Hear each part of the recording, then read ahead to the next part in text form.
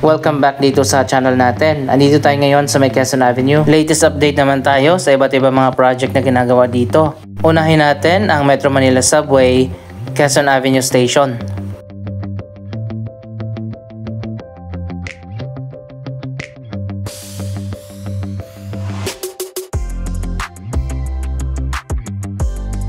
So ayun guys, nandito tayo sa yard kung saan itatayo ang bagong underground station.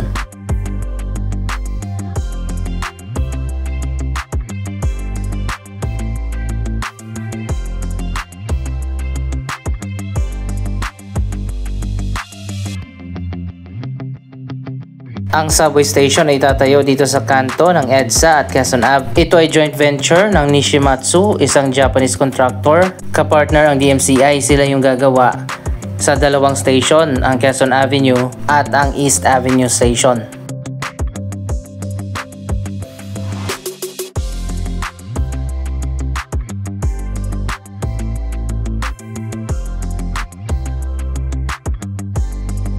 Bawat contract package sa Metro Manila Subway ay binubuo ng dalawang station. At ang bawat contract ay binubuo ng dalawang contractor. Isang Japanese developer na expert na sa paggawa ng subway station at may kapartner na mga Pilipino contractor katulad ng DMCI, EEI, Megawide at marami pang iba. So ayun guys, sinisimulan na nga na magtayo ng underground station.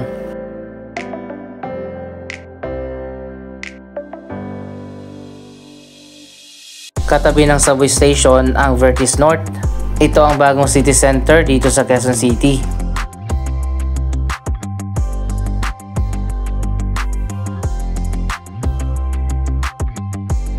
Alam nyo ba, isa itong dating slum area? Ang malawak na property na ito ay pag-aari ng NHA o National Housing Authority. Na-relocate na yung mga informal settlers dito at nakipag-partner ang NHA sa Ayala Land na siyang nagtatayo ngayon ng mga projects dito sa Vertis North.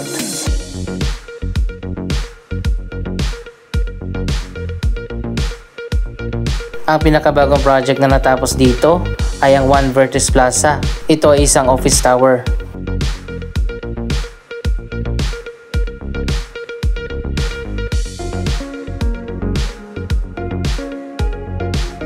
Pero dun sa kabilang dulo, nagsimula ang development dito sa Vertis North. Mas nauna na nga na itayo doon ang Ayala Malls Trinoma, Ayala Malls Vertis North, mga office tower at Seda Hotel. At natapos na rin ang bagong Soler Resort North. Dito naman sa kabila, marami pa mga bagong residential condominium. May mga natapos na at mayroon pang ongoing na ginagawa.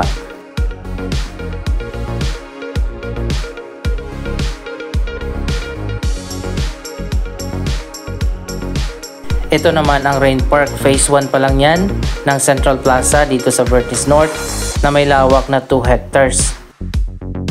Sa ngayon, ito pa lang yung na-develop at binuksan bilang isang park. Pero malawak pa yung park na gagawin dito hanggang dun sa may Ayala Mall.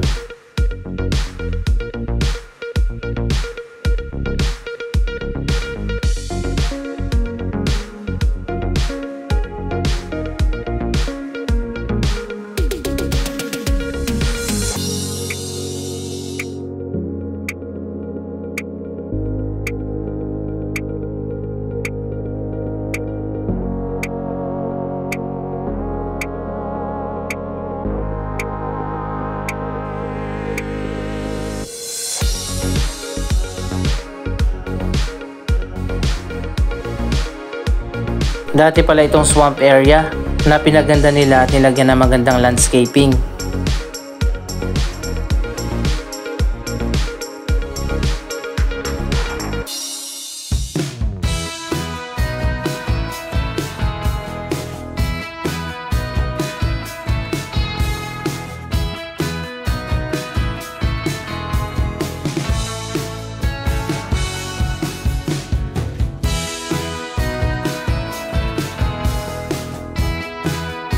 Ayan guys, kitang-kita naman natin ang bagong Soler Resort North.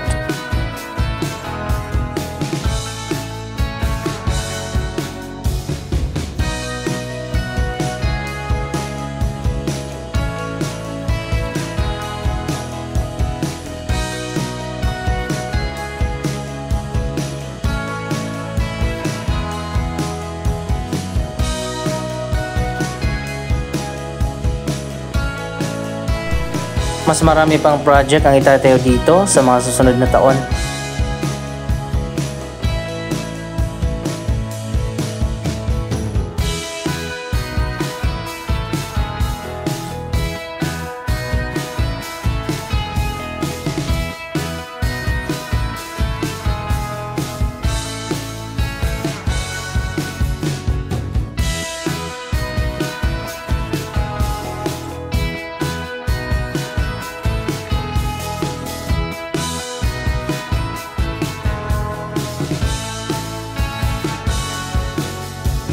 Kapag binuksan na tong area na to, diretso na yung Central Plaza hanggang dun sa may Seda Hotel.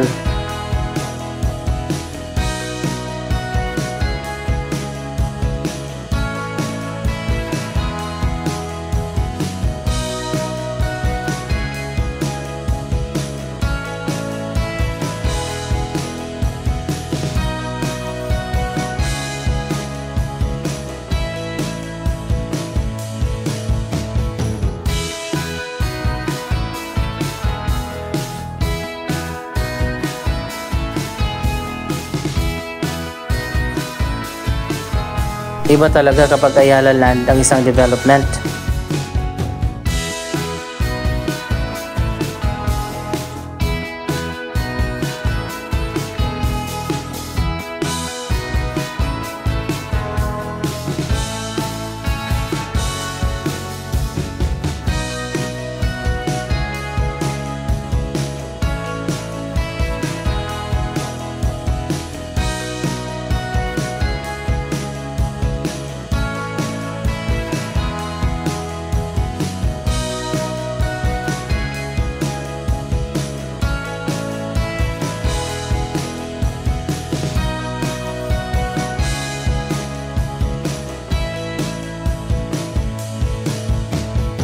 Maganda talaga kapag isang proyekto ay master plan, katulad ng Vertis North.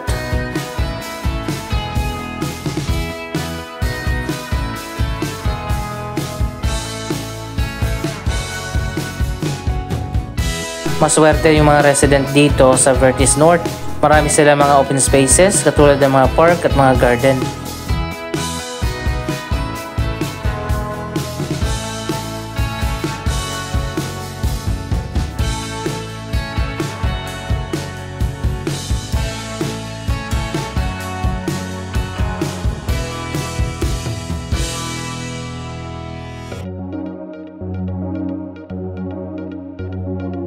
Maraming pusa dito sa Vertis North, pero bawal silang pakainin.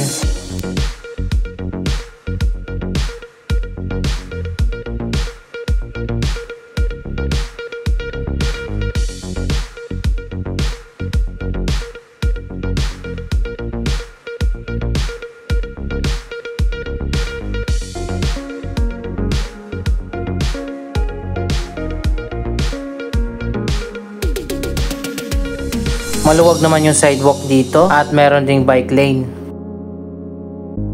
Dito naman sa side na to, mas marami pang residential condominium ang itatayo dyan sa mga susunod na taon.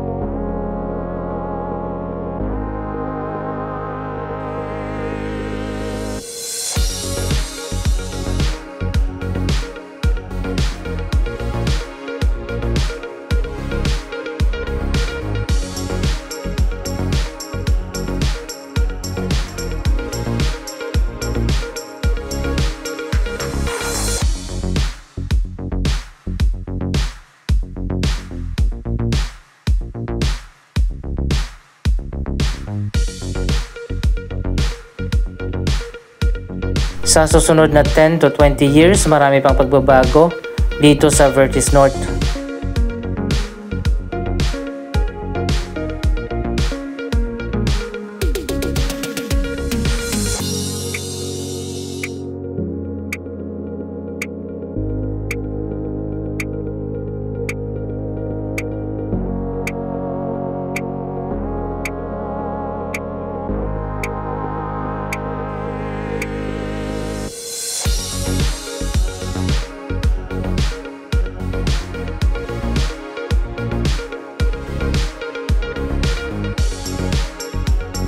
Binuksan na nga ilang buwan na nakaraan ang pinaka main street dito sa Vertis North.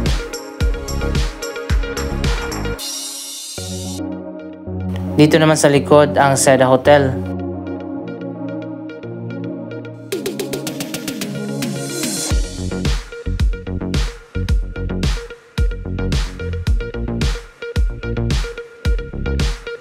Sa ngayon marami pang areas dito na under development pa.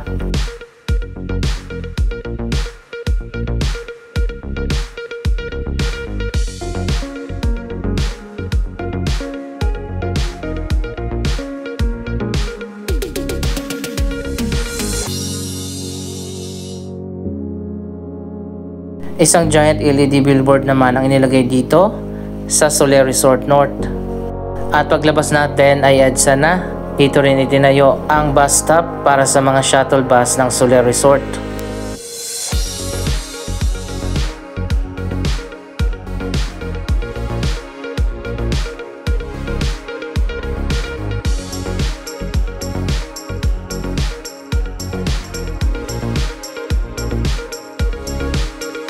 Napakaganda at napaka-modern ang bus stop nila dito.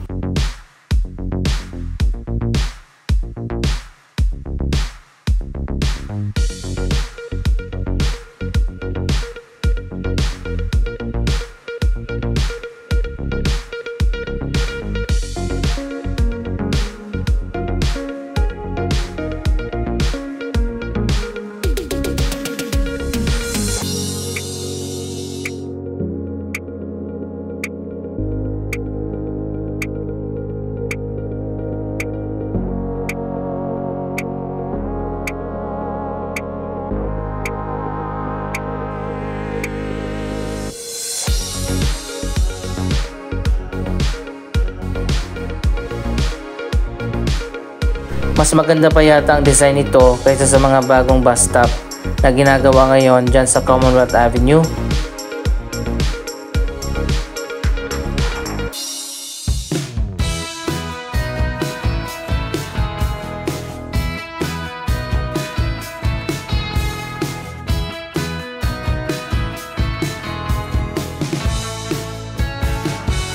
Malapit lang din dito ang EDSA Busway Phil-Am QC Station. Yan ang pinaka-EDSA Carousel Station ng Vertis North.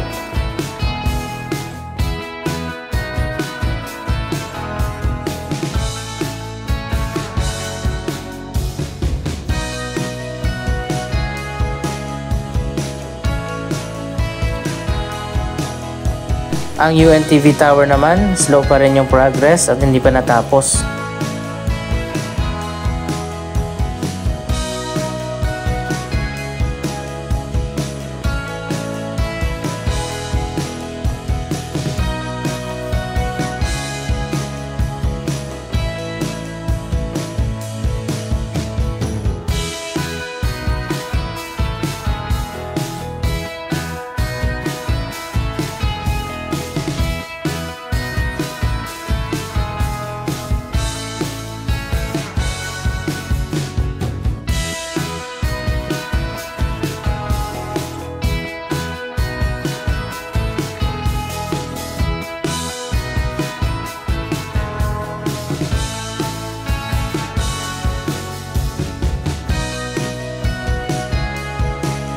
Dito naman sa kabilang dulo ng Vertis North, isa pang bagong office towers ang tinatayo ngayon, ang Tower 4 at Tower 5.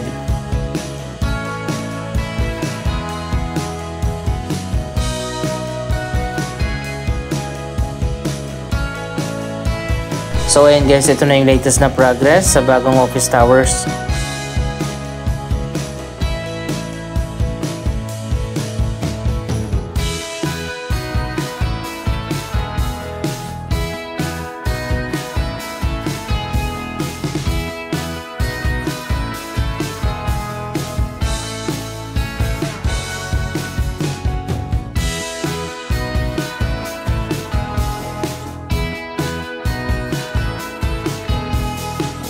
Anong masasabi nyo sa progress ng Vertis North? Mag-comment lamang dyan sa baba ng inyong mga reaksyon.